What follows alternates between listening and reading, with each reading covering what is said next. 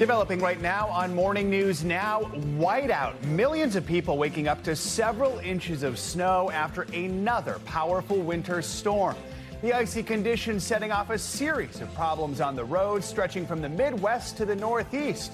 Now drivers bracing for more chaos during the morning commute. We're tracking the storm as it moves out and the frigid cold sets in. Plus a look at the forecast for tonight's big Rockefeller Center tree lighting right here in New York City. Doubling down, President Trump and Defense Secretary Pete Hegseth defending the deadly attacks on alleged drug smuggling boats from Venezuela while distancing themselves from a second strike on one boat that killed survivors of a previous hit. But to me, it was an attack. It wasn't one strike, two strikes, three strikes. Pete was satisfied. Pete didn't know about a second attack having to do with two people. The thing was on fire. It was exploded in fire or smoke. You can't see anything. You got digital. This is called the fog of war. Meanwhile, Minnesota on edge ahead of a federal immigration crackdown in the Minneapolis area. And the votes are in for a high-profile special election in a deep red Tennessee district. We'll bring you the latest. Plus, landmark lawsuit. The city of San Francisco accusing 10 major food companies of selling ultra-processed products that are harmful to our health. We're on the case that puts America's food industry in the spotlight. And, oh, Christmas tree, while we gear up for the Rock Center tree lighting, a new film takes us behind the scenes of the cutthroat Christmas tree business, and it's not as holly jolly as you might think. Good morning. Good to have you with us. I'm Joe Fryer. Savannah is on assignment. We start with that winter storm blowing across the central and eastern U.S. This morning, it's adding an extra level of chaos for commuters. Whiteout conditions are creating problems for drivers from Missouri to Maine. Parts of the Northeast got up to 10 inches of snow in the higher elevations. While in West Virginia, the icy roads caused this truck to lose control, hanging over the side of a bridge. The cab, with the driver still in it, dangling more than 100 feet in the air for 5 hours yesterday. Emergency crews were finally able to pull that driver to safety. In Pennsylvania, parts of Interstate 80 were shut down yesterday after a multi-car accident blocked the roadway. Similar story played out in Connecticut. This semi-truck rolled over, setting off a series of chain reaction crashes. One very busy tow truck driver blamed the storm's timing for the number of crashes. Kind of came at a crummy time, everybody was already at work, and then the snow came. NBC meteorologist Angie Lastman will have your forecast. First, NBC's Aaron McLaughlin is in eastern Pennsylvania with the latest. Good morning, Aaron. Hey there, Joe. Well, overnight, that storm crashed through the Northeast with up to 10 inches of snow in some places. And it caused chaos on the roads. Officials here in Pennsylvania fielded hundreds of calls about crashed out vehicles, trucks seen spinning out as far south as West Virginia, where first responders staged a daring rescue. According to reports, for up to 5 hours, a tractor trailer dangled precariously from a bridge, his load of bricks the only reason he didn't fall. The driver was finally rescued. And across the Northeast, snow plows were in overdrive as millions hunkered down. And this morning, they're digging out. That storm may be gone, but another Arctic blast is on the way with record lows in the forecast from the Midwest to New England by the end of the week. Joe. All right. Thank you, Aaron. Let's get more on that winter storm and the latest forecast, bringing in Angie Lastman. Angie, good morning. Hi there, Joe. Good morning to you. We indeed are seeing improved conditions across the Northeast and New England. Notice this storm is basically gone, but we do have a little bit of the snow that you're seeing farther back to the west across parts of the Great Lakes. We've got a clipper system that's going to slide through the Great Lakes in the Midwest here as we get through the day today. So those gusty winds and, of course, the snowfall going to be something that we're going to have to deal with, especially downwind of those lakes. Now, clipper system is a fast mover, so that's exactly what's going to happen. By the time we get into tomorrow, we'll get a bit more of that snow and kind of rain. Most of the snow focused up, of course, across parts of the Northeast, but then we'll see some of those showers and storms kind of ramp up along the Gulf Coast, and we will be concerned about some flooding. Downwind of the lakes, I mentioned, that's where you'll see those highest amounts of snowfall totals here as we get through tomorrow, and we could see up to 8 inches in some of these locations. I think a more widespread version would be 2 to 4 inches, but anyway, either way, additional snowfall across some of those spots that already picked up some snowfall earlier this week. Now, Rockefeller Christmas, of course, tree is going to be lit tonight, and a lot of folks are concerned about that clipper system and whether it will impact the lighting. And the good news is it doesn't arrive in time. So we are going to see quiet conditions overhead. This is great compared to what we dealt with yesterday in New York City, which was a whole lot of rain. So the clipper system not going to impact folks for the lighting of the tree, but boy, is it going to drop our temperatures on the backside of it. Here's a look at Friday morning. We are going to see more than a dozen record lows to be likely across a good chunk of the country, stretching from the Great Lakes into the Northeast. So here's a variety of them. Notice 7 degrees for Detroit in the morning tomorrow. You're going to feel like -1, -9 in Chicago. We've got just 11 degrees in Pittsburgh and feeling like 16 degrees in New York City for Friday morning. And then as we look ahead to later this weekend, we really keep the bitter cold kind of in place for most folks. We'll see maybe a fluctuation of a couple of degrees of improvement if you're looking for milder conditions, but it doesn't stick around. We've got 20s across the board Friday through Sunday in Green Bay. We've got 20s in Detroit on Friday, and then we end up into those upper 30s by Saturday and Sunday in New York City, but still feeling quite cold across those regions for the weekend. And speaking of the weekend, let's take a look at the big picture. By Friday, we'll see some flooding concerns across the southeast and that mountain snow across the Pacific Northwest. Otherwise, lots of sunshine to round out our work week for the middle of the country. And then we keep the bitter cold, as I mentioned, in place through the weekend. So the northern tier going to be quite chilly, single digit feels like temperatures. But that southern storm kind of sticks around across the southeast for folks there. So you'll still be dealing with the rain. And then that rain and snow will kind of work its way from the Pacific Northwest all the way into those northern Rockies, leaving us with a bit of unsettled weather for your Saturday. Some of that rain sticks around for our friends out west, but we'll see mostly the light snow for folks across the Rockies, and then plenty of sunshine for the southern tier of the country, except for still a sliver of the southeast dealing with those rain showers. But plenty of sunshine, Joe, on Sunday for the Great Lakes, the Northeast, but the temperatures... Cold sunshine. The temperatures might not make you want to go outside. Feel the sun. You'll just experience the light of the sun. From inside of your home, Exactly. It will look really nice outside. With the tree lighting tonight, as someone who likes to go to it every year, a reminder those folks standing down there are standing on the ice rink. Joe and I learned this the hard way. They do put a carpet over it, but wool socks. Wool socks are definitely going to be necessary tonight. All right, Angie, thank you so much. You got it. The Trump administration is doubling down on its defense over that controversial boat bombing in the Caribbean. This comes amid growing questions and scrutiny. This week, the White House confirmed that during an anti-smuggling operation in September, the military launched a second strike on a boat that originated in Venezuela. One U.S. official and a source familiar with the Pentagon's actions that day told NBC News the first of the 2 strikes left at least 2 survivors who were then killed in the follow-up attack. It is a move some lawmakers and legal experts say could amount to a war crime. Well, during a 2-hour cabinet meeting at the White House yesterday, President Trump and Defense Secretary Pete Hegseth both claimed they did not know the details of what actually happened or that survivors were possibly targeted until later on. I did not personally see survivors, but I stand because the thing was on fire. It was exploded and fire and smoke. You can't see anything. You got digital. This is called the fog of war. Hegseth and the president seemed to deflect responsibility, pointing to the Navy admiral who led the mission. They maintain that he acted within his authority and the law. NBC News White House correspondent Monica Alba joins me now with more on this. Monica, good morning. You were watching the cabinet meeting with us yesterday. We heard a little more about the Trump administration's timeline of events here. This is a story that continues to evolve. So what are some of the new details we're learning, at least from the White House's perspective, and how are lawmakers reacting to the latest? Yeah, I'm still struck, Joe, by the fact that the president says he still wants more information on all of this and that he didn't necessarily know about the second strike or some of these other details that we have been discussing. It was new that Secretary Hegseth did admit that he watched the first strike, but then he left. He went about his day, and so he didn't see the subsequent strikes. But he has been really trying to defend and really say that he has the back of Admiral Bradley, who was the commander who ultimately ordered that second strike. So we're learning a little bit more about the timeline, but lawmakers are very concerned about some of this because they believe and they say that it doesn't square with what the Secretary and what the Defense Department said Initially, here's a sampling of how they reacted to the latest information. Secretary Hegseth said he had no knowledge of this and it did not happen. It was fake news. It didn't happen. And then the next day from the podium at the White House are saying it did happen.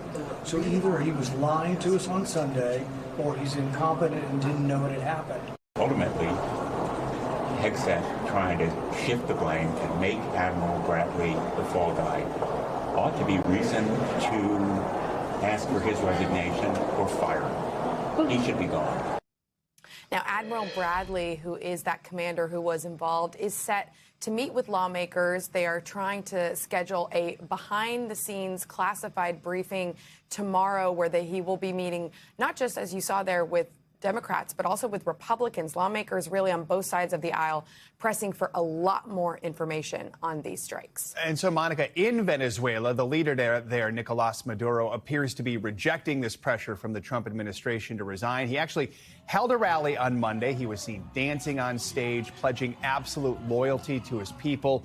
Clearly, there are a lot of eyes now on what the Trump administration is going to do next. I mean, what are they saying about the possibility of actually launching an attack within Venezuela?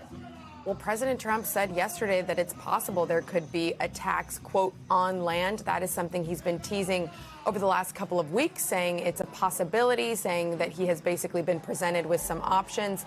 But it was also notable, Joe, yesterday when he was asked about what about these other countries that could potentially be transferring drugs into the United States, allegedly, a country like Colombia, even, for instance, would they be subject to some kind of response? And the president didn't rule that out either. He did say that other countries could be, quote, subject to attack, not just Venezuela. So the idea that this could be expanding and there could be a larger response is also something that is still being considered. And we know that President Trump did have a phone call with Maduro in the last week or so, that we haven't gotten many more details about that. But that's significant in all of this as well. And Monica, while we have you, I want to talk about something else President Trump said yesterday. He was asked about a fraud scandal in Minnesota. It was first reported by the New York Times. Federal prosecutors there say dozens of people with ties to the local Somali community were convicted for allegedly stealing millions of taxpayer dollars that were intended for social services. The president responded by lashing out at Minnesota Democratic Congresswoman Ilhan Omar, who fled civil war in Somalia as a child. He called her garbage and said that he doesn't want Somali immigrants in the country. Let's be clear. I'm from Minnesota. Somali immigrants have lived in Minnesota for many, many years. But now it sounds like the administration plans to crack down on immigration in the Twin Cities. What are we learning? Yeah, we're learning from senior law enforcement officials that there is going to be an operation in the Twin Cities that will be similar to some of the other actions we've seen this administration take when it comes to these crackdowns on immigration. And according to one of these officials, they said that they will not be specifically targeting the Somali community, but that it's possible that some in that community could be wrapped up in some of these arrests if they are found to be violating immigration laws. But I think your point, Joe, overall about these comments that were incredibly offensive to that community and incredibly heated in rhetoric that we have heard from the president before overall when it comes to immigration. But that was very, very specific. We do have Congresswoman Omar responding. She said overnight that his obsession, quote, with me is creepy. I hope he gets the help he desperately needs. All right, more to come there, Monica. Thank you so much. Staying in Washington, the suspect accused in a deadly attack on National Guardsmen has pleaded not guilty to first-degree murder and other charges. Rahman Allah Khanwal took part in a virtual court appearance from his hospital bed. He's still being treated for a gunshot wound he sustained during the confrontation. He's now being held without bond and is accused of shooting two members of the West Virginia National Guard the day before Thanksgiving while they were on patrol near the White House. 20-year-old Specialist Sarah Beckstrom died from her wounds. 24-year-old Staff Sergeant Andrew Wolf remains in serious condition. NBC News legal affairs reporter Gary Grumbach is covering this story. He joins us now with the latest. Gary, good morning. So just walk us through what charges the suspect is facing here. Yeah, the suspect was covered up to his neck in a hospital blanket as he appeared in court yesterday virtually. His voice appeared weak and strained as he spoke in Pashto through an interpreter on that video stream. And he said he did understand the 4 charges against him, which include first-degree premeditated murder, assault with intent to kill, and possession of a firearm during a crime of violence or dangerous offense. Now, Lachenwall is facing potentially life in prison because of these charges and because of his alleged actions that day, Joe. So, Gary, in the course of the proceedings, the charging documents were released. They contain a lot of new information about what prosecutors say happened that day. What did we learn in those documents? So because of where and when this incident took place, there is a lot of video footage, a lot of security footage of before, during, and after the incident. That's going to be crucial to investigators as they try to piece together exactly what happened here. But even the judge saying yesterday the government has a very strong case here, saying in part, quote, there's video footage of him waiting in broad daylight while armed, and then upon seeing a contingent of law enforcement officers, he went in their direction and he started shooting at them. That goes again to the strength of the government's case. Now, this is the Superior Court, the local case. Whether or not there will be federal charges is yet to be seen. The suspect's next court appearance isn't until next month in January. The crimes we talked about earlier, fairly standard criminal charges, but is there, you mentioned this, any indication he could face federal terrorism-related charges or anything like that? And just on top of that, did we learn anything new about the defendant yesterday? Yeah, he absolutely could face those federal charges. Certainly, U.S. Attorney Jeanine Pirro would like to see him facing those charges. It all depends in terms of timing on when he is well enough to get out of the hospital and appear before a federal judge. But what that federal crime will be does depend on the investigation, because there is no actual terrorism charge in the federal code, but certainly there are terrorism-related charges, something like making interstate threats, for example, if they find that perhaps on his electronics he did something like that. There's also a chance they make this crime eligible for the death penalty, something that hasn't been done in D.C. in almost 70 years. Joe? All right. Gary, thank you so much. Republicans managed to hang on to a congressional seat in a deep red district yesterday. They won a special election in Tennessee that was getting national attention. Matt Van Epps, a former state official backed by President Trump, was victorious. This election was triggered by the resignation of former Representative Mark Green in July. Still, the results may be cause for concern for Republicans heading into next year's midterm elections. Just last year, President Trump carried that district by 22 points. This time around, with about 99% of the votes counted, Van Epps won by about 9 points. President Trump congratulated Van Epps on social media, calling the win, quote, another great night for the Republican Party. Much more to come here on Morning News Now. Later this hour, a glimmer of hope for millions of women at risk of dementia. Researchers say could be the key to preventing the condition. Up first after the break, war and peace talks. We're going to bring you the latest on efforts to try to end the fighting in Ukraine. Stay with us. Welcome back. There is new uncertainty this morning in the push for peace between Russia and Ukraine. Talks between U.S. officials and President Putin in Moscow ended yesterday without a breakthrough. President Trump's top envoy, Steve Witkoff, led that U.S. delegation to Russia. They spent about 5 hours locked in negotiations with President Putin and other Russian officials. NBC News chief international correspondent Keir Simmons joins us now from Moscow with the latest. So, Keir, perhaps not the outcome the Trump administration was hoping for, but nothing has come easily here. What are we hearing from both sides? Was there any common ground? Yes, there was common ground, according to the Russians. There was progress, the Russians say, in that meeting with President Trump's son-in-law, Jared Kushner, and his envoy, Steve Witkoff.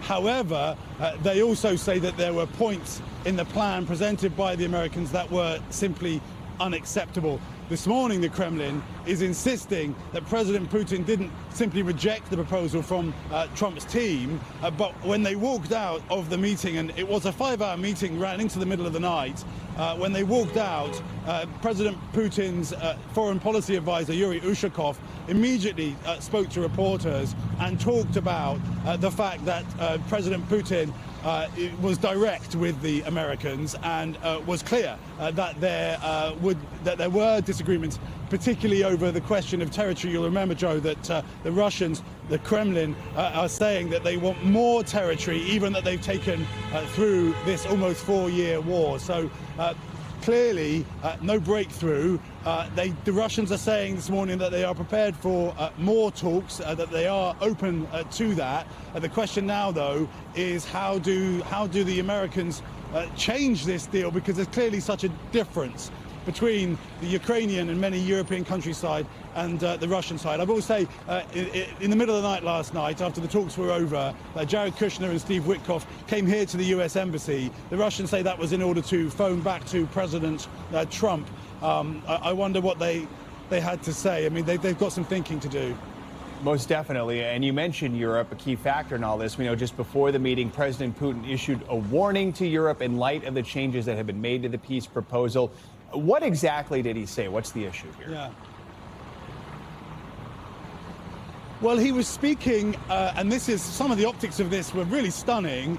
He was speaking while Jared Kushner and Steve Witkoff were in the Kremlin waiting for him. He stopped to talk to reporters, and he was asked about a potential conflict with Europe. He said, look, in so many words, he said, Russia doesn't want a conflict with Europe, but if Europe wants one and starts it, then we are ready right now. So fighting talk, if you like, just moments before he walks in to try to negotiate. And that certainly made headlines yesterday. I mean, we have had days, and we talked about this yesterday, Joe, we've had days and weeks of President Putin indicating that, frankly, he is uncompromising. It was interesting to hear Secretary Rubio yesterday after the talks, so likely having been briefed, saying that really all of this hangs on President Putin, on President Putin's decisions. And that, I think, I think we got a pretty clear message from Putin last night.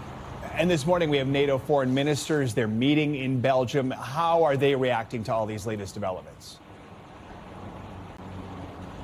Well, effectively what the Europeans, what NATO are saying is that they just need to continue to support Ukraine. The Secretary General was speaking just a short time ago. Take a listen. Well, the peace talks are ongoing. That's good, but at the same time we have to make sure that whilst they take place, and we are not sure when they will end, that Ukraine is in the strongest possible position to keep the fight going, to fight back against the Russians, but also in the strongest possible position when peace talks really get to a point where they sit at the table. Look, Joe, I think the reality is at this stage that despite these talks and despite the kind of positive messaging around the talks, there really are huge differences between the Europeans and the Russians, and how those differences are bridged is very, very difficult to see right now. There's certainly no sign overnight that the war in Ukraine is coming to a close. Here, good to have you there in Moscow. Thanks for your reporting. Appreciate it.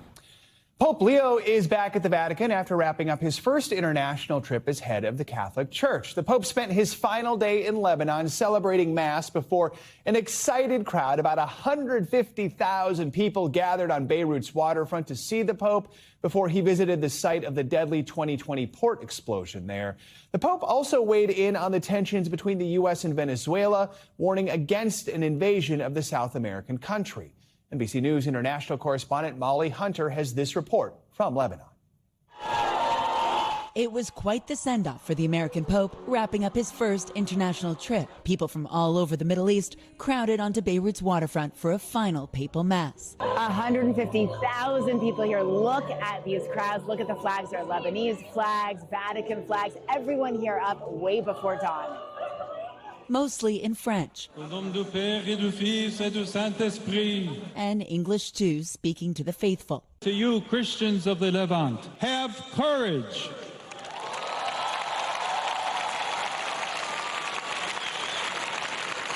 The whole church looks to you with affection and admiration. 23-year-old Rhea Malouf said it was unforgettable. This is the real definition of Lebanon. You're smiling so widely. This is the real definition of Lebanon. Maria Daher, in her scout uniform, also 23, was volunteering. It just gives a sign of hope to everyone here. 5 years ago, this port was the site of a massive chemical explosion, killing more than 200 people. Before the Mass, the pontiff met with victims and families for a silent prayer, including Najwa Hayek. Her then 42-year-old daughter Lara was injured in the blast. She's been in a coma for the last 5 years. Imagine 42, she's been in the hospital. Now she's going to be 48. It's so hard. So Najwa leaves her on life support. She can't face the alternative. Let her not wake up, but let her be like this. You know, that I reached a fact that, okay, she will not wake up, but I accept it like her, to be her like this. I accept. Najwa was under no illusions the Pope's visit would miraculously bring justice, but his prayers were welcome. On the flight back home to Rome, Leo gave a short in-flight press conference. Buongiorno a tutti. Asked about a hot-button political issue back in the U.S., the American Pope urged against a military incursion into Venezuela. Sobre Venezuela. It's better to look for ways of dialogue, he answered in Spanish, perhaps economic pressure if that's what the United States decides to do. Leo also called on Europe and North America to be a little less fearful of immigrants of different faiths, instead looking to Lebanon as an example of coexistence. I think one of the great lessons that Lebanon can teach to the world is precisely showing a land where Islam, Christianity are both present and are respected, and that there is a possibility to live together, to be friends. Molly Hunter, NBC News, Beirut. We have developing news out of Asia. Emergency crews are racing to recover bodies from devastating floods and landslides across 3 different countries. NBC News international correspondent Danielle Hamamjian has our world news in 60 seconds. Danielle, good morning. Good morning, Joe. It is indeed a race against time as emergency crews in Indonesia, Sri Lanka, and Thailand tried to find survivors following those catastrophic floods last week. Days of heavy monsoon rains left vast areas inundated and thousands stranded, with many clinging to rooftops and trees waiting for help. The combined death toll so far surpassing 1,300, with nearly 1,000 people missing. Over to Bulgaria now, where tens of thousands took part in what was initially a peaceful protest, but later marred by clashes between a small group of masked men and police. The reason they took to the streets, a controversial budget proposal which critics warned could hurt investment just when Bulgaria prepares to join the Eurozone. The government now says it is withdrawing the budget. And finally, a zoo in Venezuela would like to introduce us to the newest residents. They're endangered species born as part of a conservation program.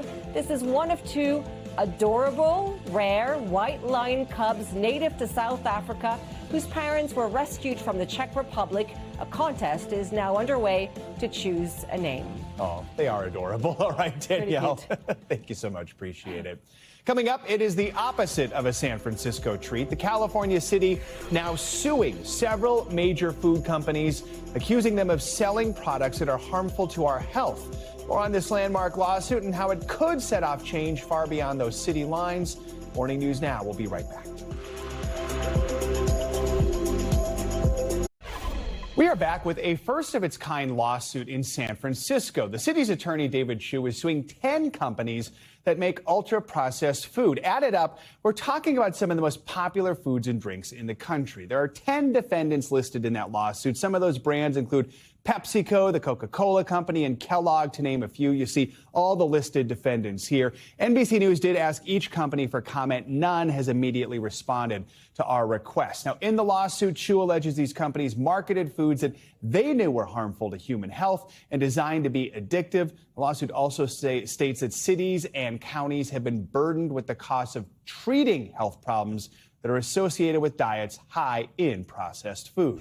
NBC News legal analyst Danny Ceballos joins us now to break down this lawsuit. Danny, good morning. So this is the first time we've seen like a local government sue food manufacturers over these health concerns. Lay it out. What are the allegations that the city is making against these companies? The primary allegations are based on California's very robust Deceptive Trade Practices Act. In other words, the city's alleging that by mass marketing these ultra-processed foods to primarily children, these defendants were essentially putting a dangerous product into the atmosphere for people to consume without full knowledge of what they were consuming, causing all kinds of health problems. That would be, in their view, a deceptive trade practice or deceptive act.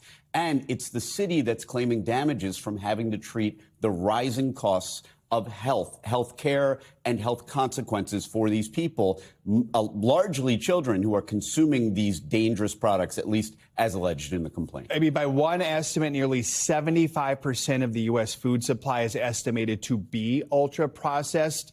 Does San Francisco have a case here? I mean, I'm going to assume these companies have some pretty good attorneys, but what are the odds they can be successful here? This is a fascinating area of the law, because if you had asked me the same question 20 years ago, I think the legal community and the jurisprudence at the time would have viewed this case differently. I think that was an era where people thought, hey, when it comes to things like cigarettes and junk food and ultra-processed foods, people make their own choices. But we've seen a trend in the law, a growing trend. Maybe you could say it started with the tobacco lawsuits, and now we're in an area where you see people filing suit against opioid companies, drug companies, and now ultra-processed foods. So I think we're living through a change in the law, which happens from time to time. This is one of those changes. People today are more willing to hold companies liable for putting products into the stream of commerce that we consume and that make us sick. Back in August, a federal judge in Philadelphia did dismiss one of the country's first private lawsuits against ultra-processed foods. That included allegations against most of these same food companies in this suit. The judge ruled the lawsuit lacked specifics about what products were consumed and when. How is this San Francisco case different? Because that private lawsuit was about private plaintiffs, and the court dismissed it because the complaint failed to allege what the actual products were that caused the actual harm to the plaintiffs. This is a little different because the city, not individual humans, the city is alleging that because these products were deceptively marketed, it's the city that has had to bear the cost. The city has suffered damages, and those damages are the money it has to put out to treat these people and their increasing health problems, including, for example, diabetes at an early age, things like that, that the government alleges otherwise would not have happened had these defendants not marketed these products to minors. This is one of these issues that we see lawmakers on both sides of the aisle agree on. Do you get the impression we could see more lawsuits like what San Francisco is doing, especially if the city is successful? Of course. And once again, you answered the question with your question in that last part.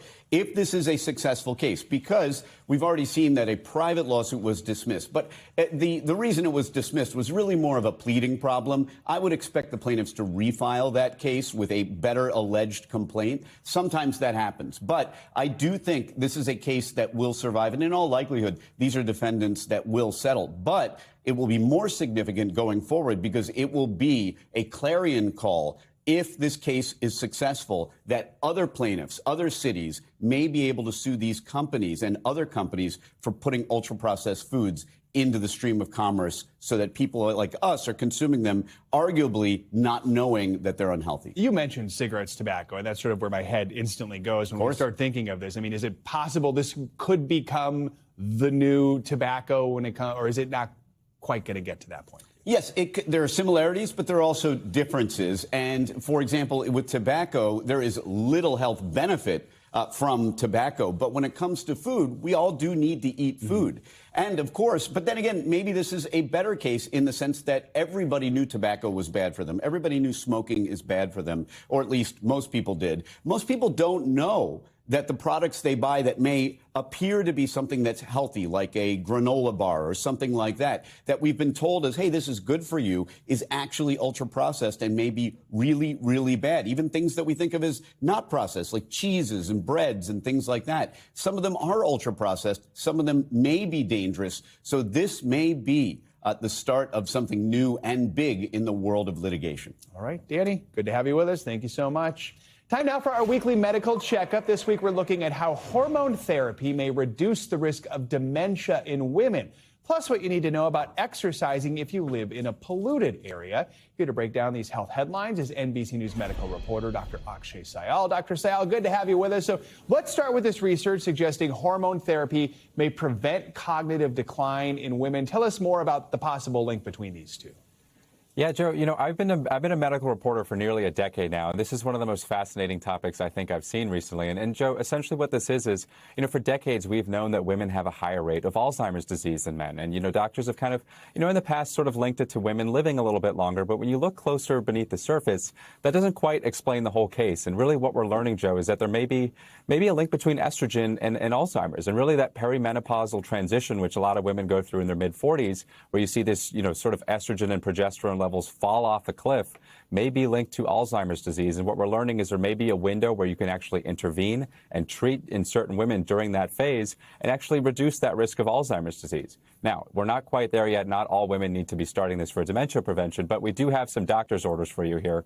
Find a doctor you can trust. If you are a woman, you think you're going through perimenopause or menopause, find a doctor you trust, start the conversation. The black box warning did recently just come off from the FDA for hormone replacement products. And if you are having symptoms, just another potential benefit of treatment, Joe. All right, let's talk about inflammation. We know it's linked to a range of chronic diseases, heart disease, stroke. It feels like we talk about it all the time for so many different things. Now we've got new studies suggesting these GLP-1 drugs that we also talk about all the time, Ozempic, Wegovy, things like that, they may actually help reduce that inflammation. I have to imagine that would be incredibly beneficial.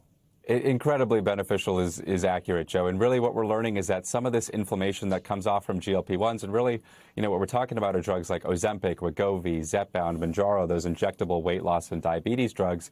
Some of that inflammation, Joe, may actually be independent of weight loss, meaning even if you don't lose some of that weight at lower doses, if you look internally at the body, you actually see some reduction in inflammatory markers, right? And this can be potentially exciting, right? We've learned about the link between inflammation and chronic disease, whether it's heart disease, diabetes, lung disease, you name it. There's a whole host of conditions.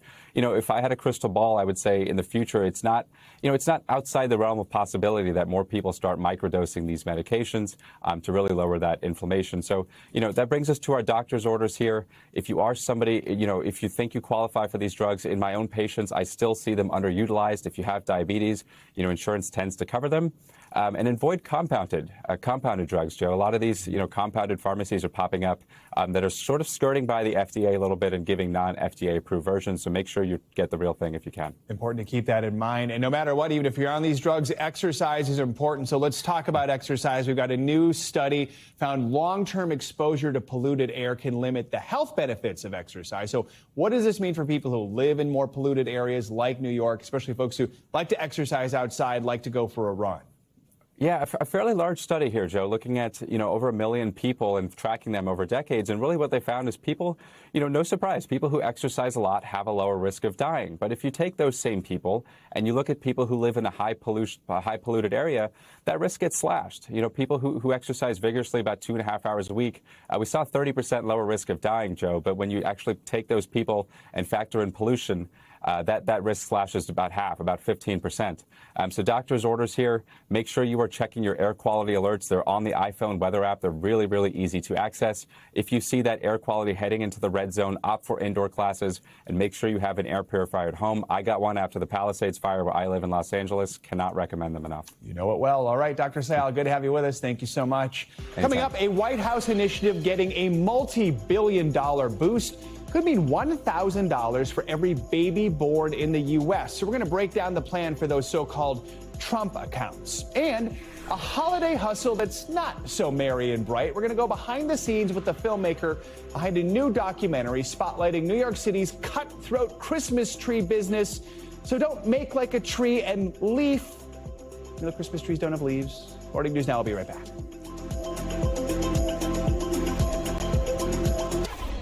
We're back with new details from the White House about those so-called Trump accounts. Through this initiative, the government gives a $1,000 investment to every child born in the U.S. until 2028. Now it's getting a multi-billion-dollar boost from one of the country's wealthiest couples. Here's NBC News senior business correspondent Christine Romans. At the White House celebration for new investment accounts for every child born in America, what the administration calls Trump accounts, now set to launch on July 4th next year. Trump accounts will be the first, I guess you could say, real trust funds for every American child. Those accounts for babies born between January 1st of this year through 2028 will receive $1,000 of federal funds that will grow tax-free. The money is to be invested in broad stock market index funds and can be used for education, housing, or converted into a retirement account once the child turns 18. We believe this is the greatest investment that we could possibly make is in children. What President Trump called one of the most generous acts in the history of the country. Tech billionaires Susan and Michael Dell announcing they will donate $6.25 billion to expand the accounts to an additional 25 million children. Our gift will cover most of the children that are 10 and under that are not part of the federal program, the 0 to 2-year-olds, and who also live in zip codes where the median income is $150,000 or less.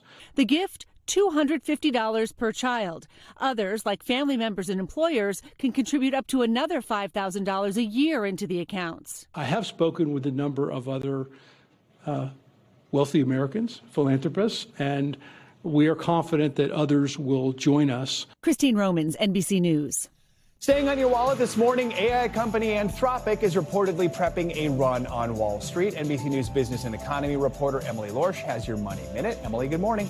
Hey, Joe, good morning. A major move may be coming in the AI race. Anthropic is reportedly exploring one of the largest IPOs ever as early as next year. According to the Financial Times, the Claude chatbot maker has hired a top law firm and is also pursuing a private funding round that could value the company higher than $300 billion, including major commitments from both Microsoft and NVIDIA. This puts the startup in a potential race with OpenAI, as that company is also reportedly preparing for a public offering. NBC News has reached out and will report back with more once we have it. Speaking of OpenAI, ChatGPT was down for some users yesterday. According to the company's status page, users were experiencing increased error rates. About 3,000 people reported issues with the chatbot, according to Down Detector, a website that tracks outages. And this comes just days after the company disclosed a security breach at one of its data analytics providers. Finally, we're expecting a massive finish to the 2025 box office year. James Cameron's Avatar: Fire and Ash is set to open with big momentum. New tracking shows the film is expected to make about $110 million when it debuts on December 19th. That's thanks to strong demand and the franchise's reputation as an appointment viewing experience in IMAX and premium formats.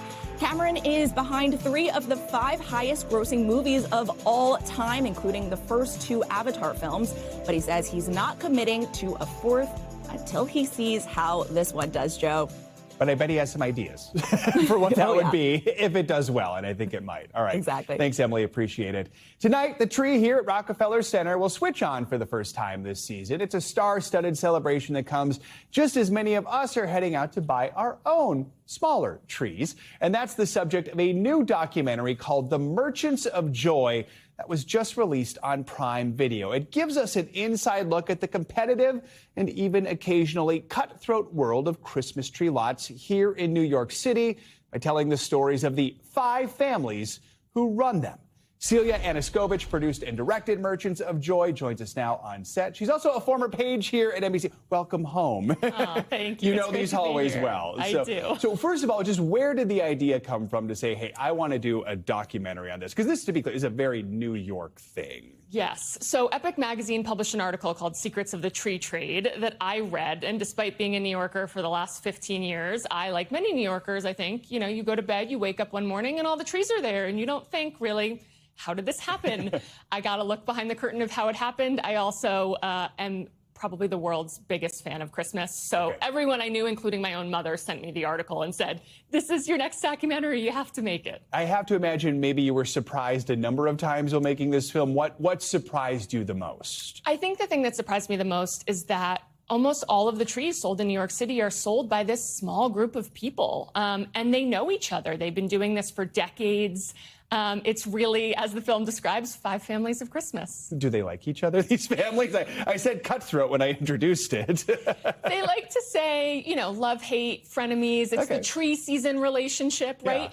They're competitors, but equally, if you run out of trees, they're the only guys you can call to help you. So you have to have a little bit of both. I understand the focus of the film changed a little bit as you started to film, which often happens. Tell us a little more about that. Yeah, so actually, you don't realize this in the film, but on day 2 of filming, really our protagonist, Big Greg, while we were filming, unexpectedly got a phone call and got bad news about a prostate cancer diagnosis on camera. And we had to make a decision about what to do. And in many ways, Greg has said that this film was his dying wish and he wanted us to make it. And so we did. But because of that, the film became about far more than Christmas trees and cutthroat relationships. It became about family and tradition and what it means to buy a tree and why they do what they do and love it so much. These are always people's stories, but that had to make it even more personal. People might think, okay, they work a month or two a year and then that's it. But this is really a year-round operation, right? Christmas is 365. Yep. Tell us about that. What'd you learn about what they're doing when it's not November, December, January? Yes. So, I mean, they're planning Christmas all year. They buy their decorations, many of them in February for the upcoming season. But also in the off season, they're doing other things. They're selling flowers for Valentine's Day, pumpkins at Halloween. They are hustlers. They're street hustlers. They're peddlers. They love it all. And they love the holidays, apparently, as well. What do you hope people who see this film, you're probably already getting feedback from people who've watched it, but what do you hope is the takeaway?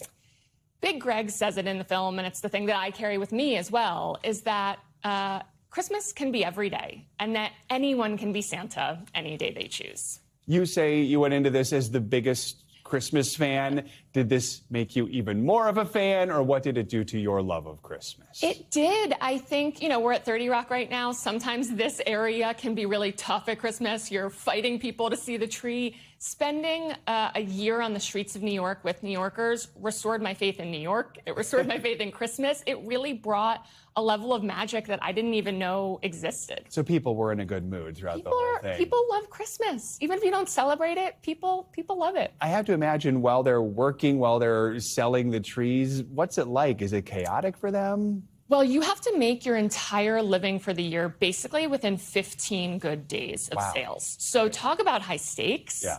I mean, one rain out, you're done, right? You can't control that. We filmed in 2023. It rained almost every day. Oh, wow. So what do you do? Right. But it's, within the chaos, you see a little kid find their tree.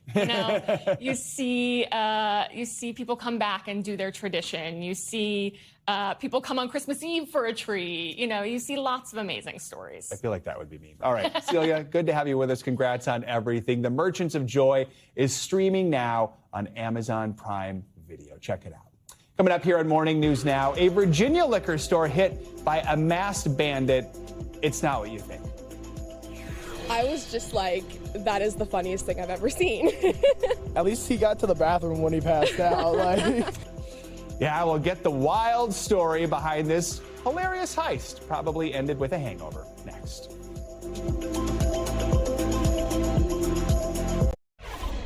Finally this hour, a masked burglar is back on the loose after he was busted for breaking into a Virginia liquor store, totally trashing it. The trail of broken bottles led officers to the culprit, passed out in the bathroom. Reporter Maggie Glass from our affiliate station in Richmond got to the bottom of the thief's drunken night out. Early Saturday morning, an ABC store in Ashland was paid a visit from a rather surprising guest. This raccoon breaking into the store through the ceiling, damaging the security system on his way. Once inside, the party animal certainly made the most of his time with the liquor, leaving a trail of destruction in his path. Virginia ABC telling us there was around $250 worth of spirits damaged. The raccoon ending up, of all places, asleep next to the toilet and the employee bathroom. I was just like, that is the funniest thing I've ever seen. At least he got to the bathroom when he passed out. An officer with Hanover County Animal Protection and Shelter arrived at the ABC store in the morning and took the mischievous mammal into custody. After a few hours of sobering up, he was alert and unharmed, minus probably the worst hangover of his life. He was then released back into the wild. The shelter posting these hilarious photos on social media, and quickly the story went viral. What I'm seeing on the post and all, it's kind of a lot of it's hilarious. Is this actually true? Things along those lines, is April Fool's joke type of thing. We went to the scene of the crime on Tuesday, and after conducting our own investigation into the matter, a crucial piece of information came to light. This animal very well may be a serial stealer. Neighboring business Rise Martial Arts says they too have fallen victim to a raccoon break-in. It was up in the crawl space, like in the ceiling. And it went through in our break room and it got into all of our snacks. It was all over the place. I was sent a lot of messages from my coworkers actually today saying, what if it's the same raccoon? So what do you think? I would think so. As it turns out, everyone in the area already knew about this rowdy raccoon. My friends at Martial Arts told me. Seeing it so close to home, it's just like, cool, it's local. As the story continues to go viral, Hanover Animal Protection and Shelter says they are welcoming the exposure. What we do on a daily basis, because a lot of people don't know, or they always see the negative in things. And so, yeah, I was like, put it out there. Let's put it out there. So you can't make it up. It happened. All right, thanks to Maggie for getting to the bottom of that story. The raccoon has a reputation. All right, that is going to do it for this hour of Morning News Now, but stay with us. The news continues right now.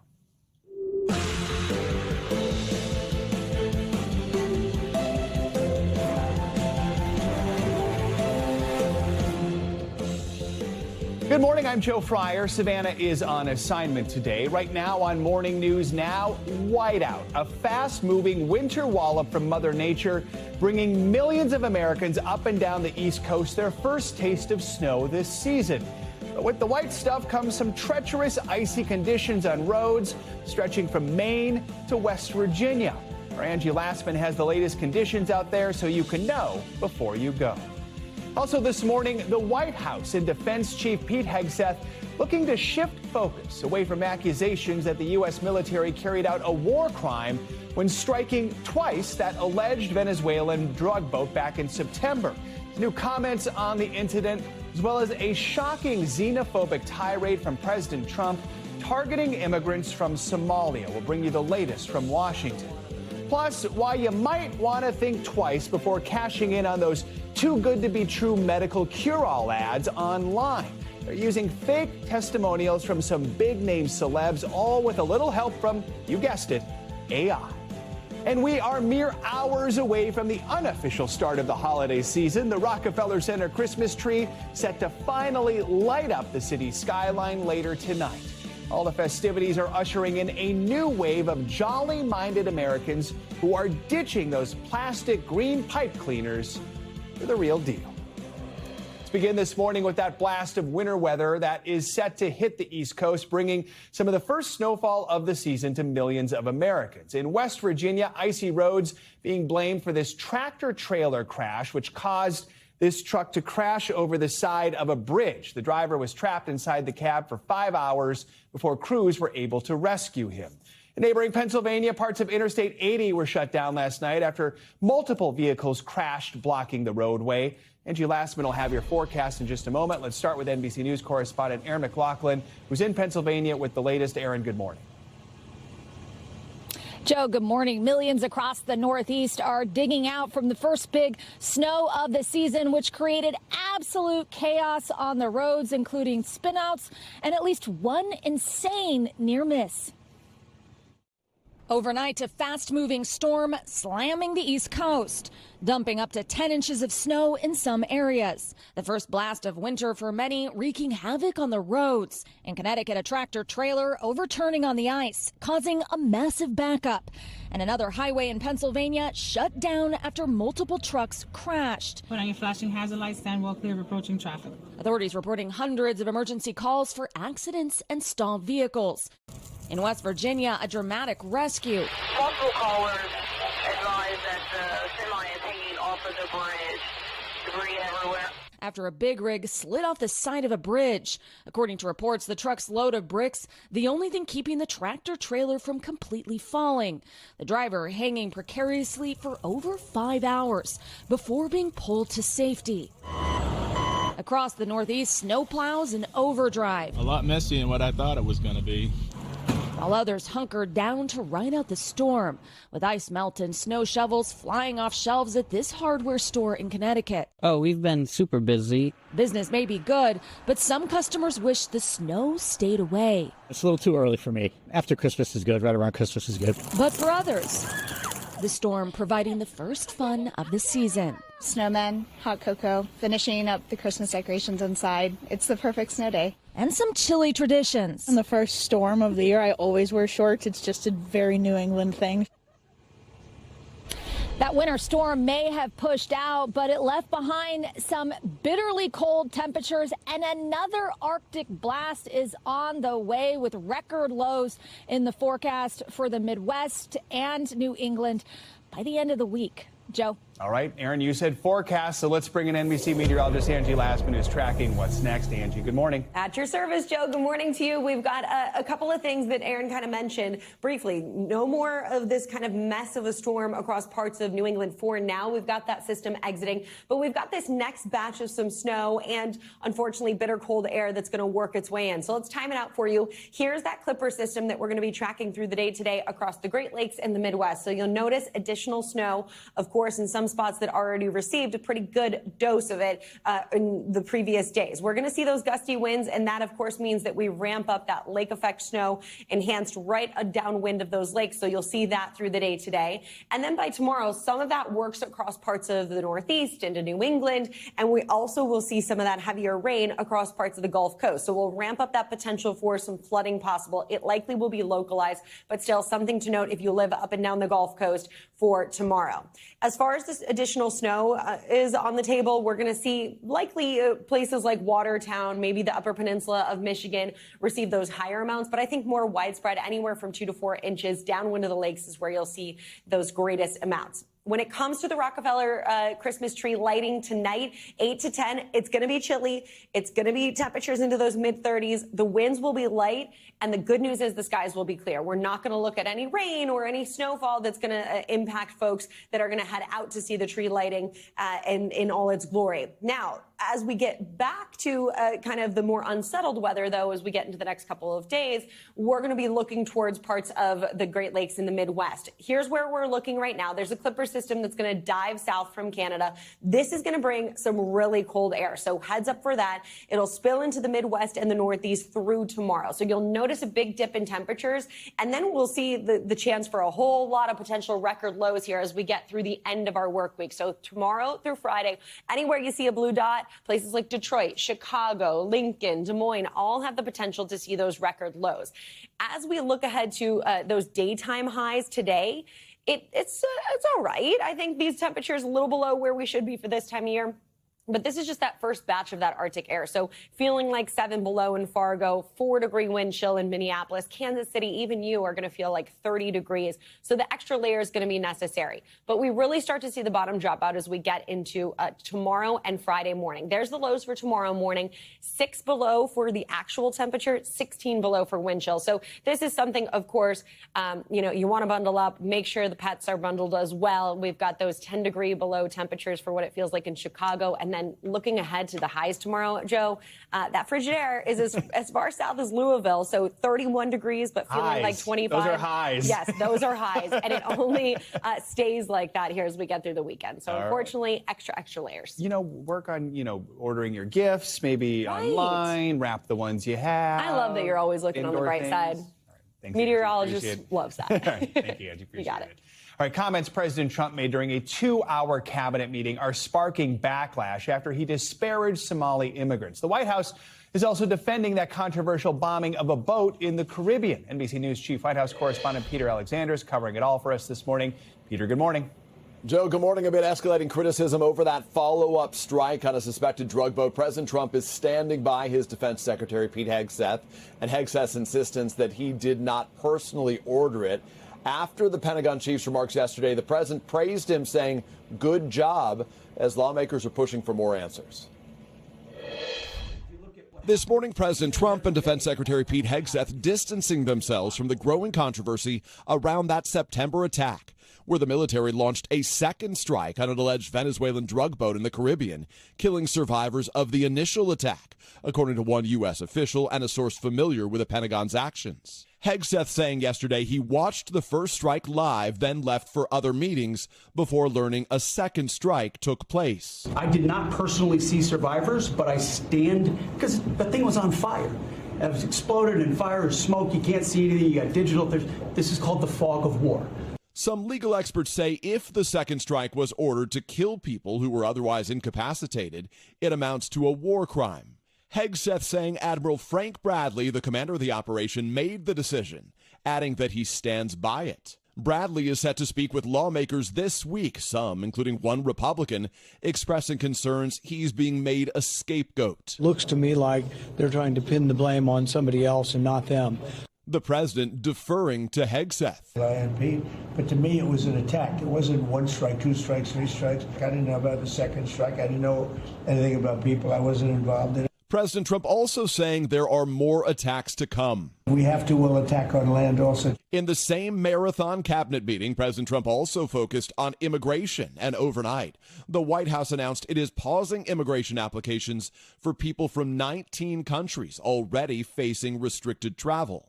In a new memo, the U.S. deeming those countries high risk, part of new immigration policies, after 2 National Guard members were attacked, allegedly by an Afghan national, last week. Afghanistan on the pause list, along with other countries, including Somalia. Somali immigrants also the target of a tirade by the president yesterday. We're going to go the wrong way if we keep taking in garbage into our country. Ending on this message. When they come from hell and they complain and do nothing but bitch, let them go back to where they came from and fix it. Presidential tirade does not come in a vacuum. In fact, a senior law enforcement official tells NBC News Immigration Customs Enforcement, or ICE, of course, is preparing to target undocumented immigrants in the Minneapolis-St. Paul area this week. Notably, the Twin Cities there have the largest Somali population in the U.S., Joe. As for those attacks on drug traffickers, the president said there are likely more strikes to come and that the U.S. will attack on land if necessary. Joe. All right, Peter, thank you so much. Let's dig in more on the subject of the president's tirade against Somali immigrants in the Twin Cities, echoing what Peter just reported there. The senior law enforcement official tells NBC News ICE is planning that operation in the Twin Cities area sometime this week. That official says officers are not specifically targeting the Somali community in the Twin Cities, but they may be arresting Somali immigrants who are in violation of immigration laws. This plan was first reported by the New York Times. NBC News senior Homeland Security correspondent Julia Ainsley joins us now with more on this part of the story. Julia, good morning. So what more are we learning about this operation? Yeah, as we understand it, this will be an ICE operation. That's different from what we've been seeing when Border Patrol has been deploying in cities like Los Angeles, Chicago, Charlotte, and we expect New Orleans to start this week as well from Border Patrol, where they use aggressive tactics, go in and basically sweep through communities to find anyone who may look like an illegal immigrant. In fact, they've been accused of some profiling in those cases. This is an ICE operation. So they're going in with a list of targets in the Minneapolis-St. Paul area, and we understand that this isn't specifically to target the Somali community, but as Peter pointed out, that is the largest community of Somalis living in the United States in that area. I've been to that area. There are neighborhoods where Somali refugees and asylum seekers have settled. And yes, some of those are undocumented. Some of them have final orders of removal. And so, as this senior law enforcement official told me, they do expect some of those arrested to be part of that community. And of course, that does not come, I mean, you can't see that in a vacuum when you have the president making remarks, as he did yesterday at the White House, about Somalis living in America. I want to ask you more about those harsh comments in the cabinet meeting, which we just heard some of in Peter's piece about Somali immigrants. He also talked about Democratic Minnesota Congresswoman Ilhan Omar. Her district includes much of Minneapolis. He called her garbage. Of course, she left Somalia during a civil war, ended up in the Twin Cities area. How is she responding to all this? Well, yes, we have seen some pushback from the Congresswoman. There's also, of course, the ongoing feud between Senator Tim Walz, the former running mate of Kamala Harris, who ran against President Trump and J.D. Vance in the election. And this has been an area of Minnesota that has really caught the wrath of Trump and Vance when they start talking about not only immigration enforcement, but basically what they see as the opposite of some of their more conservative policies when it comes to immigration into areas like Minneapolis. And so in this case, the Congresswoman pointing out that a lot of people who are there fled persecution. Many of them are legally there and have really become a part of this community over decades. This is not a new phenomenon. I spent time reporting in that community during the first Trump administration and during the Obama administration, when that was an area where even the Justice Department was investing in programs to try to bring those people in, get community resources, and really make them more part of the community in an effort they thought that would prevent the radicalization that the president has been speaking out against. And we saw a moment ago on the screen, Representative Omar, part of her response was, his obsession with me is creepy. I hope he gets the help he desperately needs. Julia, it is not just immigrants from Somalia who are facing pushback from the Trump administration. According to a U.S. Citizenship and Immigration Services memo that was released yesterday, immigration applications submitted by nationals from 19 countries have been halted. Tell us more about what's behind this move. What countries are on that list? Yeah, so that is 19 countries. These are the 19 countries who were part of a travel ban that the Trump administration put out earlier this year. This is countries that they think haven't properly submitted information that they would consider up to par with the vetting standards the United States needs in order to admit someone. So not only will those people not be allowed into the United States if they're not here already, but if they are here and they had a pending asylum claim with U.S. Citizenship and Immigration Services, that will now be put on hold. And as Kristi Noem, the Secretary of Homeland Security, told our Kristen Walker on Sunday on Meet the Press, those people could be eligible for deportation. The kind of asylum claims that USCIS considers are what we call affirmative asylum claims. These are people who are not on the verge of deportation, but rather they're already here on some other legal means, whether that might be humanitarian parole or a special visa for people who helped Americans overseas. And then while they're here, they claim asylum. If you're worried about deportation and you claim asylum, you go before an immigration judge. That hasn't been affected. But these are people who are usually considered less of a risk and less of a risk of deportation. That's no longer the case. And it comes also, Joe, as we just learned yesterday, that there will be over 30 countries that will be part of an expanded travel ban. We're waiting to get the list of those countries, though. All right, Julia, appreciate your reporting. Thanks for joining us this morning. Keeping with immigration, military veterans are speaking out on the Trump administration's crackdown on the matter. One Marine veteran says he feels betrayed by the country he served after his wife was unexpectedly arrested by ICE during her last green card interview in Southern California. She isn't the only military spouse who has been detained recently. Reporter Shelby Bremer from NBC San Diego has the details. Families of people who have been arrested at their interviews and are now being held here at the Otay Mesa Detention Center have all told us they felt blindsided. But there are some who say it particularly stings after all they've given for this country. Samuel Shasteen lost his wife to cancer in 2022. Months later, when he walked into a coffee shop in downtown San Diego, he just so happened to meet Chana Defon, who put his broken heart back together again. What do you love most about him? Everything. Sorry. Everything. 2 years later, they were married. Originally from Thailand, she overstayed her visa, but they've been trying to get her green card since the wedding. November 18th was her final interview. He says they were just about done when ICE agents came in, handcuffed her, and took her away. It feels horrible. You know, I just felt like they ripped something from me again. Plus a layer of confusion because he spent 20 years in the Marines, deployed twice to the Middle East. Everything that you upload in for documents shows you're part of the military or your service. So they know. It's just, why are they doing it this way? I don't know. He's not the only one. The law clearly allows her to file for a green card through a U.S. citizen spouse. William Menard's client is Australian, married to a Navy veteran and arrested the same way, the same day. He did so much. It's really disheartening to see this. For him, some good news. An immigration judge has now ordered her released on bond. Menard says they're still pursuing her green card. You got to wonder what 8 days of detention, what purpose that served. I don't know. Shasteen's wife has a bond hearing next month. When he visits her, he wears a shirt displaying his service and has now built a support group for people who approach him with similar stories. To me, it kind of feels like a bond that I built with my fellow Marines when I was over in Afghanistan. We've reached out to ICE about every single one of these cases we've covered, and ICE says that each arrest is for overstaying a visa. But Shasteen's attorney told me that in any other time in American history, her green card would have been approved. ICE says that overstaying a visa is itself a violation of federal law. Shelby Bremer, thank you so much for that report.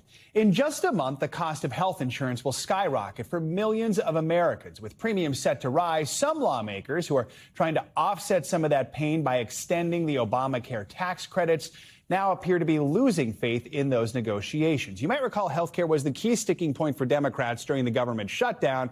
Well, then last month, a group of 8 Democrats crossed the aisle to help Republicans end the shutdown. In exchange, they were promised a vote on a health care bill of their choosing. With that vote expected to take place next week, lawmakers say they are still nowhere close to a deal. NBC News senior national political reporter Sahil Kapoor joins us now with more on these negotiations. So, Sahil, I know you've spoken with some of the lawmakers who are directly involved in these talks. Democrats are working on their proposal, trying to extend these subsidies that expire at the end of the year. Republicans are working on a counter proposal. What kind of progress has been made since the shutdown ended almost a month ago? What are the key sticking points? Very little progress, Joe. The basic problem is that most Republicans want these ACA tax credits to expire entirely, so they're struggling to find any sort of consensus within the party about an extension. There are a number of GOP lawmakers in the House and the Senate who want a temporary continuation of these funds, but they are outnumbered. And beyond that, there are some issues that are solvable between the parties, like tightening the income thresholds, requiring voluntary renewals, things that Democrats are willing to negotiate on. There are other GOP demands that simply won't fly with Democrats, like stricter abortion restrictions on this money, which they are insisting on, or pulling it out of the ACA system entirely and sending it to health savings accounts or FSAs. Democrats don't want to do that. And look, as you mentioned, this is the fight that caused the record-long government shutdown. Democrats walked away with no policy concessions there, but they did get a promise from Senator John Thune, the Republican majority leader, to hold a vote on any bill that they decide to put up. That will require 60 votes, so it's likely to fail. Take a listen to what the two leaders, John Thune and the Democratic leader, Chuck Schumer, said about that yesterday. As I said, the conversations continue. I don't think at this point we have a clear path forward. I don't think the Democrats have a clear path forward, and they're the ones that are going to have to put together their plan to get voted on next week. Democrats have promised the option to force a vote on the Senate floor next week on any health care bill if you're choosing. What bill will that be? Stay tuned. We had a great discussion, and I will tell you this. We will be focused like a laser on lowering people's costs.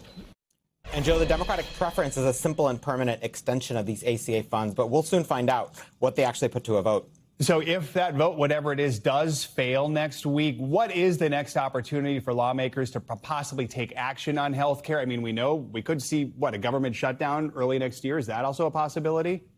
Oh, it's a possibility, Joe. One Republican senator I spoke to said next month, January 30th, when government funding expires again, might be the next opportunity to address this issue. But look, this will have to be in 2026, which is where Congress gets into the business of cutting major legislative deals in an election year, which is always difficult. Bottom line, it only gets tougher from here. All right. It's going to be a key issue. Sahil Kapoor, we know you'll continue to follow it. Thanks so much.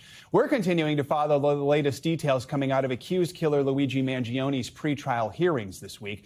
Yesterday, we heard testimony from the first police officer to confront Mangioni during a nationwide manhunt last year. Prosecutors played body cam footage for the court of the 27-year-old being questioned while he was eating at McDonald's. NBC News senior national correspondent Stephanie Gosk was in the courtroom yesterday. Steph, good morning. Hey, Joe, good morning. Prosecutors are focusing a lot of this hearing on a minute-by-minute retelling of what happened at that McDonald's in Altoona, Pennsylvania. Security video, testimony, and footage from multiple police body cameras being used to document the tense and sometimes surprising moments when the nationwide manhunt came to an end. In court, accused killer Luigi Mangioni sat next to his lawyers watching police body cam footage of his own arrest in Altoona, Pennsylvania, a nearly 5-hour drive from where United Healthcare CEO Brian Thompson was gunned down in Midtown Manhattan. Officer Joseph Detweiler got the call last December that the gunman might be at the local McDonald's.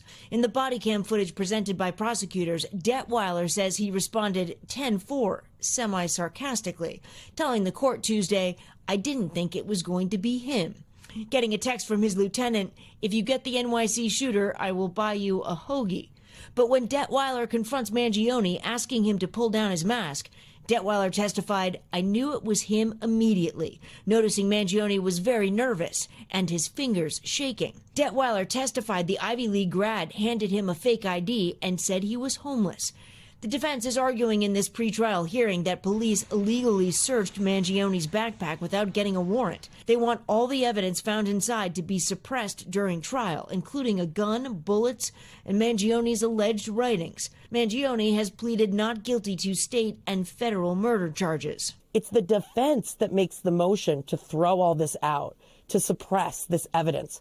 But it's the prosecutors who now have the burden to establish what police did was appropriate and constitutional. Prosecutors say the search was justified in part because there were safety concerns. Detweiler told the court that he thought a firearm could possibly be in the bag. Beyond what was found in the backpack, the officers searched Mangione himself and found thousands of dollars in cash and $100 bills, some foreign currency, a knife, and a jar of peanut butter, Joe.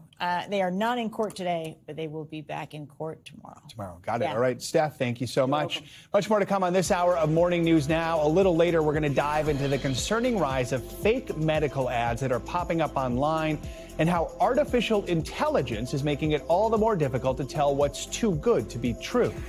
First, after the break, no deal after the latest round of peace talks between Russia's President Putin and top U.S. envoy Steve Witkoff. The state of negotiations next.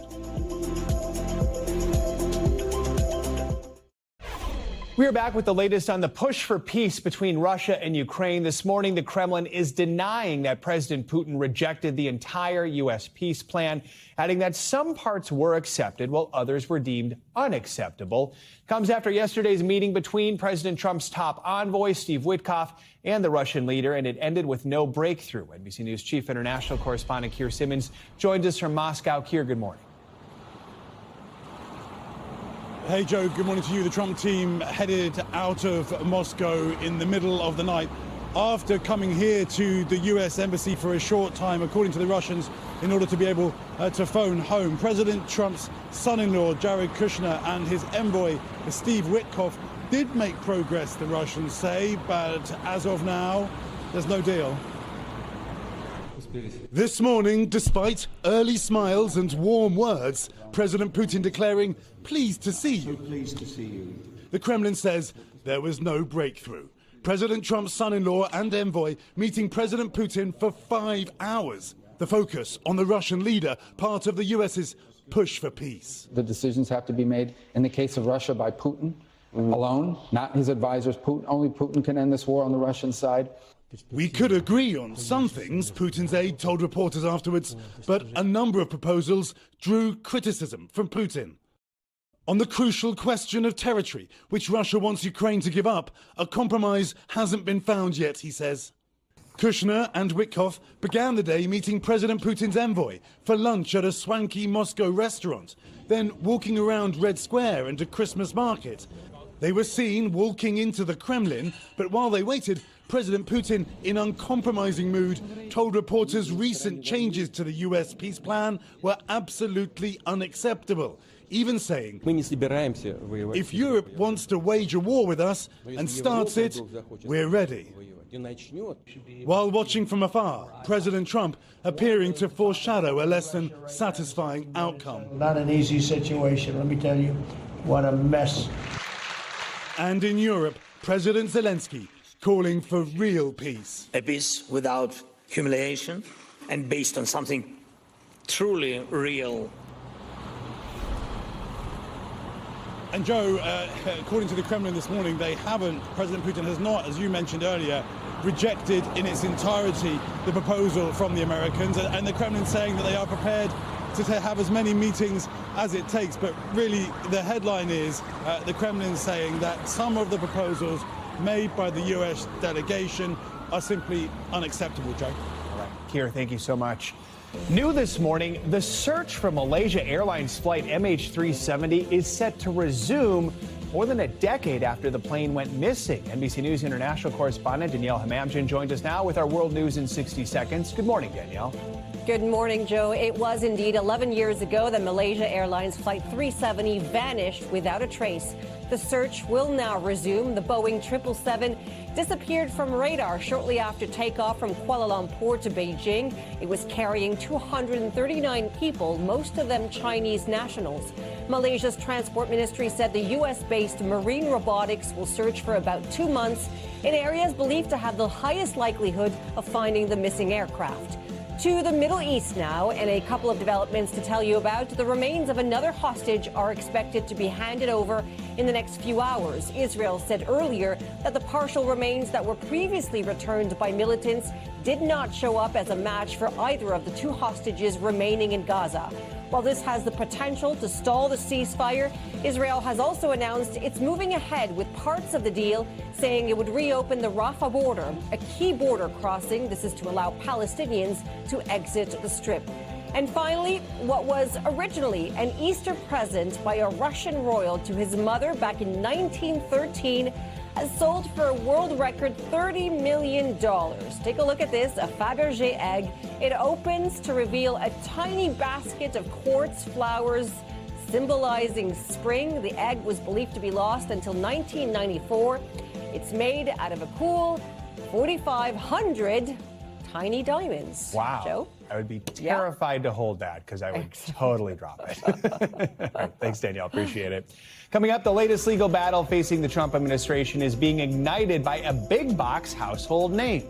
Good Morning News Now returns why Costco is now pushing the White House for a multi-million-dollar payout and where tariffs fit into the picture. That's next. Stay with us.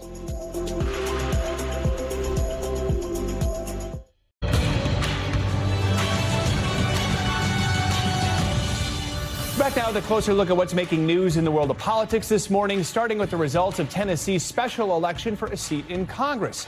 NBC News senior national political reporter Sahil Kapoor joins us once again with our Politics Now segment. Sahil, good morning. Good morning, Joe. We begin today in politics with Republicans holding on to a deep red House seat in Tennessee that became unexpectedly competitive in recent weeks. The Republican Matt Van Epps won Tuesday's special election, defeating Democrat Afton Bain after GOP super PACs dished out millions to protect the seat, which President Trump won by 22 points last year. With almost all the vote counted, Van Epps leads by about 9 points. And while GOP leaders celebrated the victory, Democrats are finding some solace in their double-digit overperformance, which they argue would be enough to capture them the House majority next fall.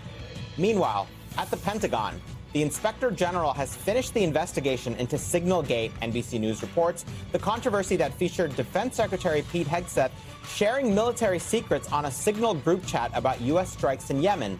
That report, which ensnared several members of the Trump administration, could become public as early as this week.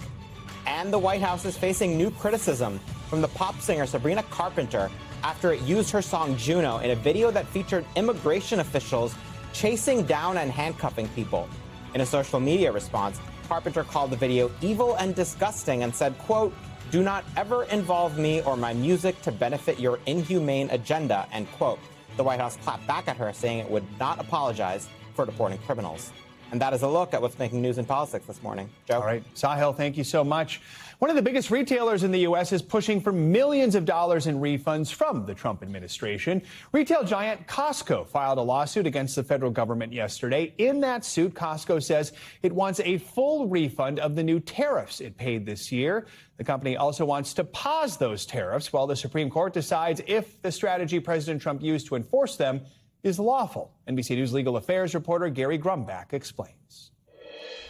Another showdown between Costco and President Trump, this time not over politics, but over money. The retail giant suing the Trump administration for a full refund of the tariffs they've paid on imported goods under Trump's tariff plan. My fellow Americans, this is Liberation Day. The administration used the International Emergency Economic Powers Act, IEEPA for short, to put the tariffs in place. But now the Supreme Court will decide whether the use of this nearly 50-year-old law was unlawful. And if the High Court says yes, Costco wants its money back. And we're talking millions. Because IEEPA does not clearly authorize the president to set tariffs, Costco argues, the challenged tariff orders cannot stand, and the defendants are not authorized to implement and collect them.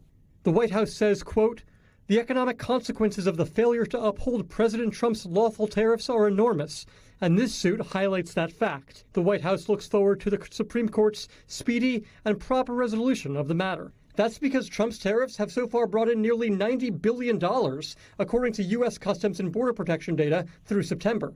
Costco is just the latest, but certainly not the only company looking for a big refund. Global cosmetics giant Revlon, motorcycle manufacturer Kawasaki, and canned food seller Bumblebee are among the companies filing similar suits.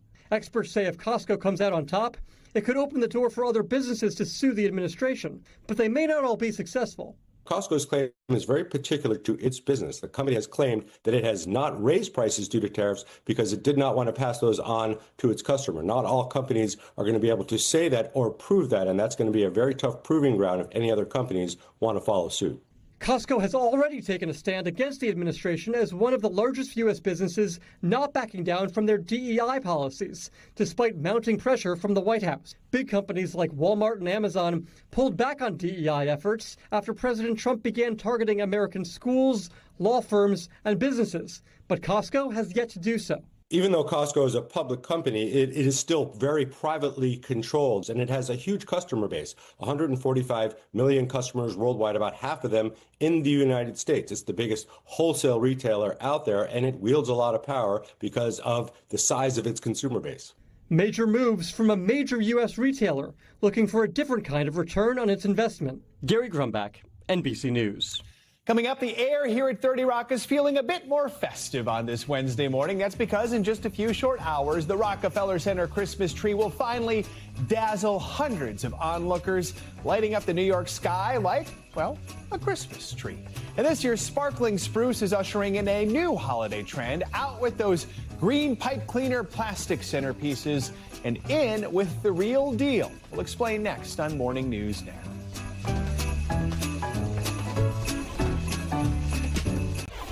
We are back with an incident involving a driverless taxi that is going viral. You can see in this video the moment a Waymo vehicle drives straight into an active police scene in downtown LA over the weekend. This is not the first time the new technology has made an arguably questionable decision on the road.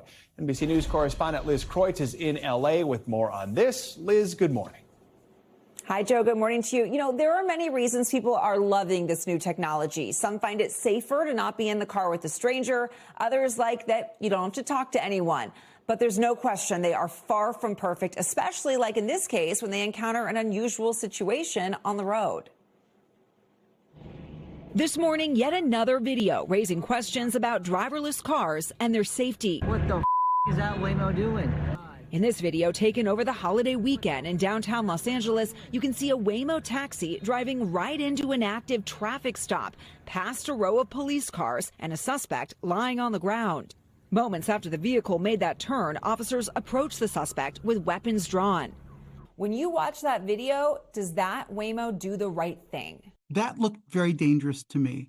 The incident, just the latest example of this new technology responding questionably to real-world situations, something parodied in HBO's Silicon Valley. What's happening? When a passenger gets stuck in a malfunctioning robotaxi and ends up in a shipping container. Oh, that's not good. In a case of life imitating art. Why is this thing going in a circle? I'm getting dizzy. Last year, a man got stuck in a Waymo after it repeatedly circled around a parking lot at the Phoenix airport. This car is just going in circles. In another case, a robotaxi is seen here driving into a construction zone. And in Atlanta, Waymos have repeatedly driven past stopped school buses, prompting a federal investigation. Waymo's co-CEO recently praising the safety record of the cars, saying their data shows they have 90% fewer serious crashes. It's actually been determined that the Waymo driver is 5 times safer than a human driver and 12 times safer than a human driver as it relates to pedestrians. In this latest incident, Waymo defended the car's actions, telling NBC News that when the robotaxi came across the scene, it turned into an unblocked area where other cars were also driving, and that it quickly left, adding in a statement, safety is our highest priority, and that when we encounter unusual events like this one, we learn from them. So, Liz, what cities are these cars in so far, and help us understand just how rapidly this is expanding around the country? Yeah, I mean, they are growing so fast right now. In addition to here in LA, they're already operating in San Francisco, Phoenix, Austin, and Atlanta. They've even recently begun offering some freeway rides in some of those areas, including here in LA. Waymo's also currently testing their cars where you are in New York City. And get ready because they're about to launch in 10 more cities next year, including Las Vegas, Dallas, Nashville, Miami, and Washington, D.C. So a lot of cities, Joe. It's a trend. I'm intrigued to see how they'll do here in New York. We'll have to wait and see. Liz, thanks so much. Now to a new warning about those ads you might see online for new medical products. They offer easy-to-use treatments for many ailments and diseases. But as NBC News Chief Consumer Investigative Correspondent, News Now anchor Vicki Nguyen found, it is buyer beware. Vicki is with us now. Good morning. Hey, good morning, Joe. They are very tempting. These products claim to help you with everything from diabetes to lipedema to weight loss. The ads are all over social media, and they are so convincing because they often include videos of real celebrities and doctors endorsing the products. But as you're about to see, experts say it is all a ruse powered by the latest AI deepfakes designed to get your money. Beth Holland is one of 17 million women in this country suffering from lipedema, a debilitating condition where abnormal fat builds up in the legs, causing swelling, bruising, and reduced mobility. It just got so bad, and you can't lose weight. It's painful. You secure deep, long-term transformation. Then Beth saw this ad on Facebook for what looked like an amazing product, Svelta Venastra, a skin cream to relieve lipedema's painful symptoms. It's already been tested on over 11,532 women, with 96% reporting noticeable improvement. The ad has testimonials from celebs including Oprah, Carney Wilson, and Kelly Clarkson. It was the only thing that brought back my mobility and finally got rid of the horrible cellulite and lipedema in my legs. This was a life-changing solution for me. In less than a month, my lipedema that was at stage 2 was almost completely reversed. It also includes an interview with Beth's own doctor, renowned lipedema surgeon Dr. David Amron. Lipedema is a very under-recognized condition. I thought it was affiliated with Dr. Amron. So I thought, oh, this is great. Immediately, she ordered 6 bottles of the cream, price tag $300. What she didn't know was that footage of Dr. Amron was actually pirated off the web. And those celebrities, experts say all AI deep fakes created to lure you in. And Dr. Amron says, steal your money. There's no cream that's going to treat lipedema. It really is impossible. So what was your gut reaction when you saw these videos touting a product that you have nothing to do with? I was really aghast. And he's not alone. Reversing my hypertension in just 3 months. Earlier this year, we told you about this deepfake ad impersonating Al to sell a hypertension product. I don't have hypertension. Nor have you ever had any heart attacks. No, but to the casual viewer, Al Roker's touting this hypertension cure. Now, our investigation found what experts say are deepfake ads for medical products all over social media. Start using this cream immediately to prevent the risk. From this diabetic care cream that uses a fake FDA certificate to this drinkable GLP-1 weight loss product. But remember, there's no liquid GLP-1 that's FDA approved. It is scary. You don't know what's in them. Is this the next frontier of AI and scams? Yes, definitely it is about to explode. Yoav Karen is CEO of BrandShield, a cybersecurity firm hired by the pharmaceutical industry to investigate who's behind these ads. He says many are traced to shell companies in the Far East, where the trail runs cold. How profitable is this? Billions of dollars. Someone can be running this scam from Europe, hosting it in South America, and targeting the U.S. It can be anywhere. Is that what makes it so difficult for these scammers to be prosecuted and for people to get their money back? Yes, totally. In response to our story, Oprah told us she does not sell any product and has a dedicated security team doing takedowns of false ads found on social media every day. Meta told us this ad is no longer on Facebook, and it uses celebrity facial recognition tech to remove deep fakes. It's terrible that they scam people. For her $300, Beth did receive a cream in the mail, but says it hasn't helped her lipedema at all. She reported it as fraud to her credit card company. It didn't work, and the color is not very pleasant. The smell's not very pleasant. So I just warn everybody, do not purchase. We tried tracking down the companies behind that lipedema cream and the other products, but we were not able to reach anyone for comment. We also reached out to Kelly Clarkson and Carney Wilson. We haven't heard back. But, Joe, it is a really important warning for people to pay attention to. I mean, and these ads, so many of them look so real. So if you see a medical treatment advertised online, you're wondering, is it fake or real? How do you prevent getting scammed? First, always just scroll down a little further. Read the other user comments. Often, if it is a scam, other reviewers will flag you. So that's number one before you even get to the website or click through anything. Also, if it's a medical product, you want to talk to your doctor first. Always run it by a medical professional before you spend your money, or worse, you get something and you don't know what it is. And sometimes these are pills, they're injectables, they're creams. You don't know what you're putting on or into your body. Pause, take a beat, figure out if it's real. All right. Yeah. Thanks, Vicki. Appreciate it. Time now for the latest on Wall Street, starting with some new turbulence over one of Airbus's top-selling jets. NBC News business and economy reporter Emily Lorsch has your Money Minute. Emily, good morning. Hey, Joe, good morning. We start this morning with a major update from the world's largest plane maker. Airbus now expects to deliver around 790 commercial jets this year. That's roughly 30 fewer than originally planned, after discovering a quality issue on its A320 jets that we reported on earlier this week, and a separate software issue days prior that caused cancellations and delays during Thanksgiving weekend. Despite the setback, Airbus is holding its financial target, signaling confidence even as engineers inspect hundreds of planes. And a star-studded boost for a major U.S. retailer. American Eagle is raising its full-year sales outlook, saying strong demand for its leggings, lingerie, as well as celebrity-led ad campaigns, including spots with Sydney Sweeney and Travis Kelce, helps the company beat expectations. American Eagle reported a 6% jump in revenue to nearly $1.5 billion and a record-breaking Thanksgiving weekend. The company also says it expects its holiday collection with Martha Stewart to deliver even more sales. Finally, Amazon is testing a new fast delivery option in parts of Seattle and Philadelphia. The program, called Amazon Now, is expected to deliver essential items and groceries to customers in about 30 minutes or less. Prime members will get discounted delivery fees starting at $3.99 per order, but it's just under $14 for those who do not have Prime.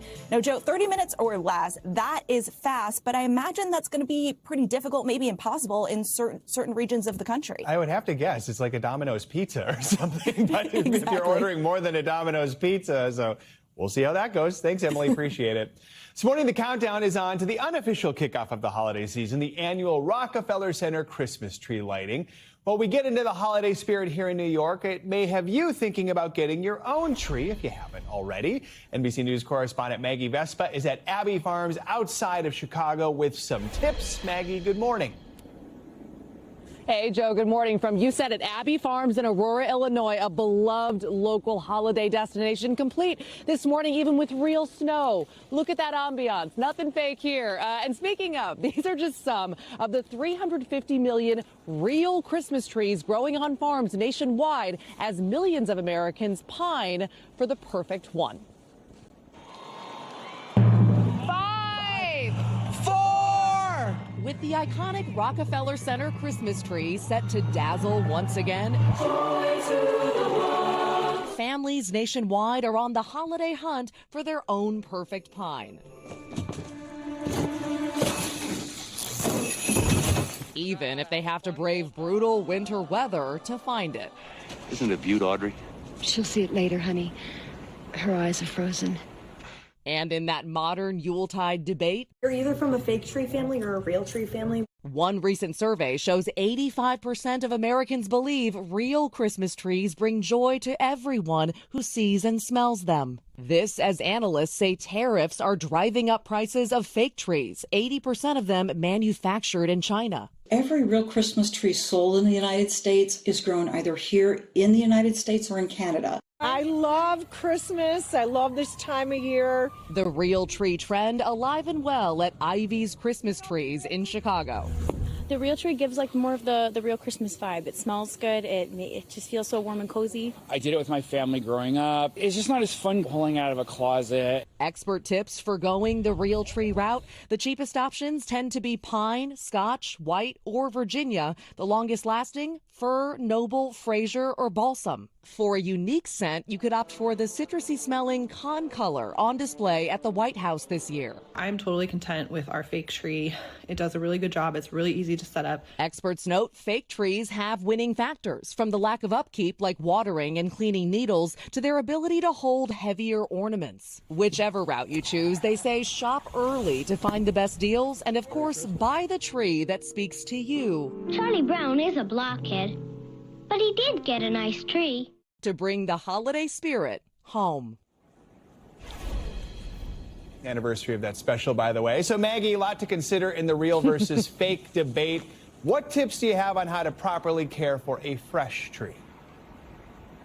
Oh, Joe, that's a great question here from Abbey Farms. They tell us specifically if you buy a fresh, real tree to get it home right away, they say cut the bottom couple of inches off or have people on the farm do it for you before putting it on the stand. That makes it all the more able to absorb water, and then get it in water right away when you get it home, and then obviously follow their advice as to how often to water it once you have it home, and always keep it hydrated. And there was one tip that we got to while you're at the farm. They say go ahead and kind of run your fingers along the branch of the tree. Needles will fall off pretty quickly if that's going to be a problem at all down the line. So you want to do that quality check before you pick your perfect one. Just imagine someone just going down the line and rubbing all the needles off of all of the trees. I know. Just, give it a nice flick. Just give it a little. I like that. All right, Maggie, thank you so much. Let's keep the holiday theme going here. Coming up, you could call this an extra dose of holiday magic, like nothing you've ever seen before. After the break, the life-changing gift that caused more than a fair share of jaws to drop at the University of Washington. There's a catch, though. Nobody knows who it came from. We're going to explain next. We end this hour with a life-changing act of generosity for one group of medical students. The University of Washington announced a surprise donation that left some of those students in tears. Reporter Natalie Swaby from our Seattle affiliate King 5 News has more. In a room full of University of Washington seniors, one sentence stops time. The rest of your senior year in-state tuition has been paid for. A jaw-dropping, heart-racing sentence. Man, I'm still processing that bit. This is so generous and surprising. A $50 million gift made possible by a mystery donor. Someone really great. They didn't name names, but amazing. Whoever it was, I don't think I can express in words how grateful I am. The anonymous benefactor even delivered lunch. Dick's Drive-In Burgers. The donor really loves Dick's. And so this was a way to connect them, even though we couldn't share the name of the donor. It connects them with something that the donor really loves. The gift is going to UW's Medical Laboratory Science program, wiping out tuition costs for students' clinical rotations in their final 2 quarters. And for our students, that is a huge deal. That is about $4,000 to $5,000 per quarter. So $8,000 to $10,000 that they're going to be able to save.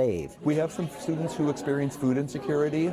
And, you know, when you're at that level of experiencing insecurity financially, tuition is just yet another burden. I work a part-time job right now. I just finished working 2 full shifts over the weekend, the holiday weekend. I'm exhausted. For Ellie Lowe, the gift gives her a chance to catch her breath. To just know that, like, there are 2 quarters where I don't have to take out more loans. I don't have to work as hard as I have been. I can finally focus in on the career that I absolutely love. Is an incredible, incredible gift. I just hope that they can see it in our faces.